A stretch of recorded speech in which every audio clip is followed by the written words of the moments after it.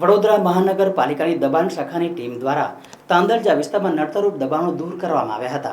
તાંદલજા વિસ્તારમાં દબાણ શાખાની ટીમ ફાયર બ્રિગેડ અને જેપી પોલીસ સ્ટેશન સ્ટાફને સાથે રાખી દબાણ દૂર કરવાની કામગીરી હાથ ધરાઈ હતી, જેમાં રોડ રસ્તા પર લારી ગલ્લા અને કાચા પાકા ઝૂંપડા જેવા દબાણ દૂર કરવાની કામગીરી હાથ ધરવામાં આવી હતી। રોડ રસ્તા પર વારંવાર દબાણ કરવામાં આવતા હોય છે, જેને લઈને ટ્રાફિક જામ સર્જાતો હોય છે, જેના કારણે આજે દબાણ શાખાની ટીમ દ્વારા દબાણ દૂર કરવાની કામગીરી હાથ ધરવામાં આવી હતી। દબાણ શાખાના ઇન્સ્પેક્ટર ચિરાગ શાહે મીડિયા સમક્ષ માહિતી આપી હતી।